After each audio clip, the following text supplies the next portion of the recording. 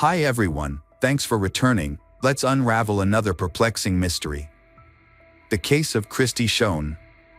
Cristie Schoen was born on September 3, 1976, in Madrid, Spain, to American parents who served in the United States military.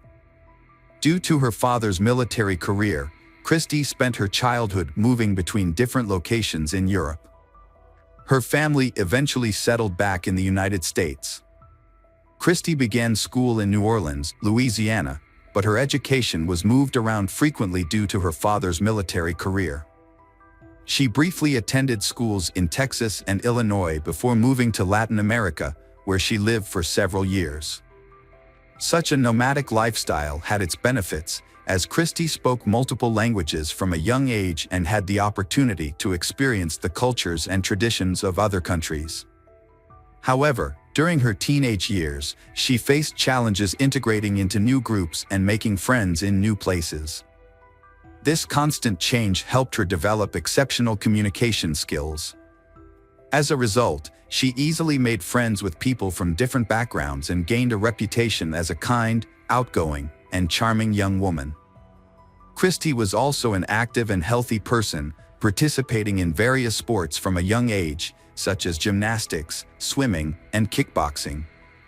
After graduating, her family eventually settled in Beloit, Mississippi, where her father had retired from the military. This stability helped Cristie form lasting friendships and discover new interests, especially cooking.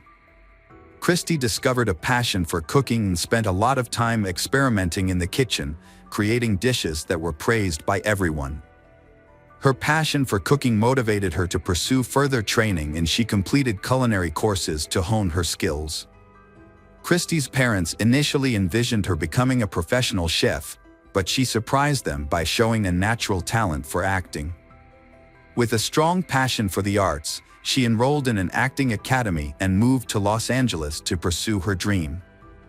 Upon arriving in Los Angeles, Cristie discovered the many opportunities that were waiting for her.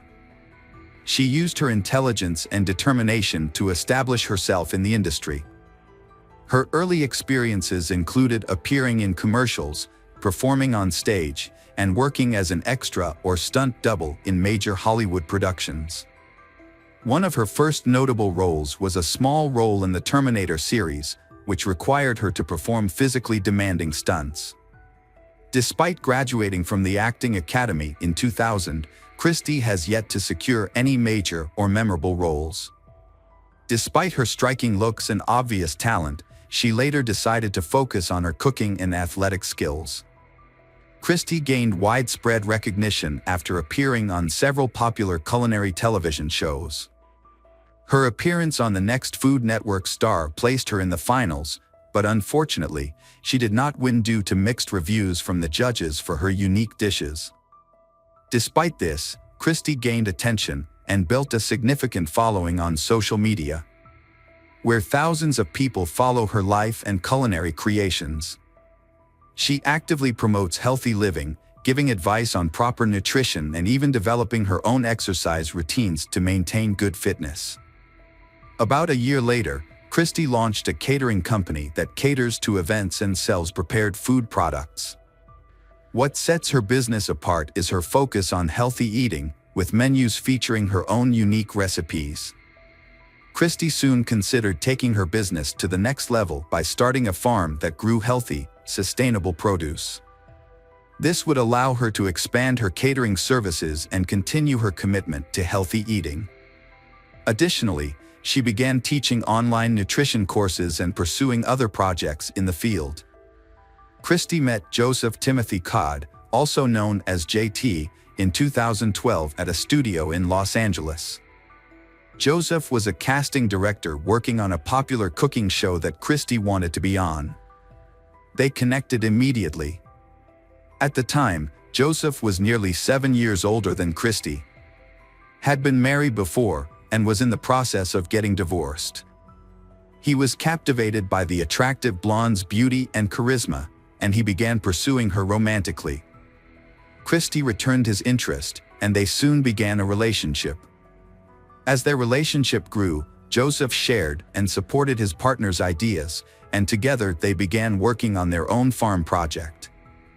Soon after, the couple decided to leave Los Angeles and move from Sun, California to North Carolina. To fund their new venture, they sold Cristie's catering business, and Joseph sold his Hollywood home, using the proceeds to buy a large lot in Lear. Their new property included a spacious home and nearly an acre of land to make their dream a reality. Joseph continued his work with television channels, but switched to working remotely, while Cristie focused on growing her blog about healthy living and nutrition. The couple had a very harmonious and loving relationship. After deciding to take their love to the next level, they got married in August 2014 in a lavish ceremony attended by hundreds of guests, including family members, friends, colleagues, neighbors, and fans. The couple was extremely happy and had big plans for their future. Just 3 months after their wedding, Cristie became pregnant, and the couple was overjoyed and happy. During an ultrasound scan after the new year, the doctor confirmed that they were having a baby girl. Shortly after, Cristie shared the news with her mother over the phone, mentioning that they had chosen the name Skylar for their child. The pregnancy went smoothly and everything seemed to be falling into place. When Cristie was 5 months pregnant, troubling events began to occur. In the days leading up to her disappearance, Cristie had been keeping her distant parents updated on her well-being through frequent phone calls, sometimes as long as an hour. However, on March 13, 2015, Cristie's mother was unable to reach her daughter, but she initially didn't think much of it. The next day, Cristie's mother tried to contact her and her husband, Joseph, again, but her calls went unanswered. Her attempts to reach her son-in-law were also unsuccessful. When both phones were turned off on March 15, Cristie's mother became increasingly concerned. Since Cristie and Joseph's families lived far away, they could not easily verify that everything was okay at their children's home. Therefore, Cristie's mother decided to contact Cecily, a trusted friend of her daughter who lived in the area, to have her check the house. When she arrived at Cristie's house, the friend noticed that both husband and wife's cars were parked outside, but the front door was locked. Despite knocking and shouting, there was no response. This, combined with the couple's phone being unreachable for 3 days, raised significant suspicion. Cecily saw the couple's dogs locked inside the house through a window, which was unusual as they never left them alone. Cecily walked around the house and discovered that the back door lock had been broken, indicating a possible break-in. She immediately called Cristie's mother, who then contacted the police. Upon arrival, footage confirmed that the back door had been broken into and found a disturbance inside indicating someone had been searching for something. Several valuables had been stolen, including a jewelry box belonging to the homeowner and items from a safe that had been broken into in the couple's bedroom. However, there were no signs of a struggle or evidence that the couple had been held or taken by force. The perpetrators had acted very discreetly, leaving no fingerprints or DNA.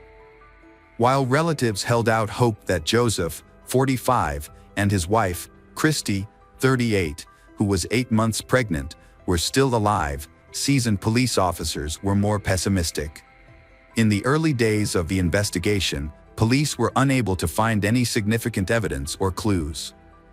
The missing couple, Cristie and Joseph, had no enemies or conflicts with anyone else, making it a challenge to reconstruct what happened. The only clue they found was the couple's phones, which had been left at home and last used on March 12. Although the devices ran out of battery the next day, they still had records of incoming calls. Police decided to interview the couple's neighbors to see if anyone had noticed anything unusual recently. That's when an interesting detail emerged. A neighbor who lived across the street reported seeing another local resident, later identified as Robert Jason Owens, 36, throw a large bundle into a dumpster near the couple's home on the morning of March 15. The neighbor initially thought little of it, but after learning about the couple's disappearance, he decided to share the information with the police. However, by the time the police received the information, the trash had already been taken to the landfill. Before searching the landfill, the police wanted to speak with Robert. After investigating the information, the police learned that he lived in the same neighborhood, knew the couple, and was even considered a close friend of the family. Robert was a handyman who had helped Cristie and Joseph when they first moved into their new home. At first, there was nothing suspicious about Robert's relationship with the couple. However, upon further investigation, other locals described Robert as a strange and unpredictable person, raising suspicions about his possible involvement in the couple's disappearance. Robert was called to the police station on March 16 for questioning about the missing couple. Initially, he denied any involvement in the couple's disappearance and claimed to know nothing about the bundle in question. Since he did not confess to anything and there was no solid evidence, there was not enough to charge him. Things changed that evening when police found a large bundle of belongings in a landfill. Inside were items from the missing couple's home. Police also found Robert's fingerprints and DNA on some of the couple's partially burned clothing. A blood-stained blanket and bed sheets from their home were also found in the bundle. This evidence confirmed police suspicions that Cristie and Joseph were no longer alive. Those suspicions were dispelled when police searched Robert's home and found charred human remains in his wood stove. This discovery led to Robert being named a suspect in Cristie and Joseph's deaths. Despite Robert's initial denials and inconsistent statements, he eventually confessed to the crime after hours of questioning. However, he claimed that the incident was accidental. According to Robert, on the evening of March 12, he visited Cristie and Joseph's home after getting stuck in the mud while trying to avoid hitting a dog with his car.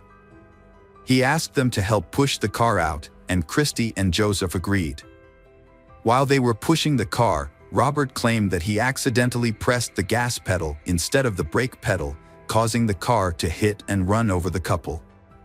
Terrified by what he had done, Robert chose not to report the incident to the police, fearing that he would be charged with intentionally taking their lives. Instead, he attempted to cover up the crime. Robert claimed that he returned to Cristie's home through the back door and took a blanket from the bedroom. Using these blankets, he wrapped the bodies of his victims, whom he was not sure were actually dead, and placed them in the back of his pickup truck. He then drove the bodies back to his home, where he dismembered them with a saw and a hatchet in the bathroom. To dispose of the remains, Robert burned the body parts piece by piece on his stove. However, instead of burning the victims' blood-soaked clothing and personal belongings, he packed them into a garbage bag and threw them in the trash, assuming they would end up in a landfill and never be found. After disposing of the bodies, Robert broke into Cristie's home himself, stealing money and valuables to create the appearance of a burglary. Robert's brutal treatment of the victims' bodies, as well as his unsettling calmness in describing the incident, shocked even experienced police officers. Police discovered a saw and an axe at his home, both covered in blood, skin, and bone fragments from the deceased. What was particularly shocking was that Robert made no attempt to clean or conceal the tools of his crime, believing that he had nothing to do with the crime scene, having avoided leaving any evidence at the victim's home. A forensic analysis confirmed that bone fragments discovered in Robert's kitchen matched the DNA of the missing couple, prompting law enforcement to investigate further into the suspect's past. Robert Owens, a loner, was unmarried and had no children. He also kept his distance from his relatives. In 2000, Robert moved out of his previous home in Asheville, North Carolina, to settle on a newly purchased lot in Lewiston, where he later built a house. As police investigated further, they found a connection between Robert and an unsolved crime that had occurred 15 years earlier in Asheville. The case involved the unexplained disappearance of Zeb Wayne Quinn, an 18-year-old man who had been Robert's childhood friend. At the time of his disappearance, Zeb was a military trainee and a part-time employee at Walmart, living near Robert. On January 2, 2000, Zeb met Robert after his shift ended, and they planned to drive to Leicester to buy a new car. However, Zeb never returned home. A few days later, his Mazda protege was discovered in another part of town, parked with the headlights on. A heart was drawn on the window in red lipstick. Although the car was recovered, Zeb was never found, and the car was also damaged and scratched with paint marks from another car. The last person to see Zeb was Robert, and his car also showed signs of damage. Notably, the scratches on Robert's car contained paint particles from Zeb's car. Robert told a strange and unbelievable story. As soon as they walked towards Leicester, Zeb blinked at Robert to stop. Zeb said he had received a message on his pager and needed to use a public phone urgently. He asked Robert to wait and drove to the nearest gas station but returned after 10 minutes. Zeb appeared panicked, said their plans had changed, and drove off in an unknown direction, in the process crashing into Robert's car. It was also discovered that Zeb, who was romantically involved with a woman named Misty Taylor, whose ex-boyfriend, Wesley Smith, had threatened Zeb with harm if he did not stop seeing Misty Taylor. Wesley and Robert were questioned in the case, but due to lack of evidence, all three were released. Additionally, Misty and Wesley had alibis, while Robert did not. After investigation, a large sum of money and a pager were missing from Zeb's car. Police suspected the pager might be a false lead, and there was never any evidence that the message was sent. A phone call was made to Walmart the day after Zeb went missing from the Volvo plant where Robert worked, saying that Zeb would be out sick for a few days. However, the voice on the phone sounded strange to Zeb's coworkers. Despite further investigation, no new evidence or witnesses were found, leaving the case unsolved and Zeb listed as missing. 15 years later, Robert was again questioned as a suspect in Zeb's disappearance. The Zeb Wayne Quinn case was reopened in June 2015, but hopes of finding new information were low. When questioned again, Robert repeated the story he told in 2000, without providing any new clues. However, the police decided to conduct a thorough search of his property. The investigation led them to an unexpected discovery: a walled-off cavity inside a detached concrete slab at Robert's home. Inside, they found small, heavily charred human bone fragments, but unfortunately the remains were too damaged for DNA analysis to definitively determine whether they belonged to the missing Zeb. Interviews with a neighbor revealed new information that helped shed some light on the situation. An elderly man who lived nearby recalled a strange incident that occurred in January 2000. At the time, Robert had just purchased the land and was starting to build his house. One evening, Robert lit a fire that emitted a strong odor.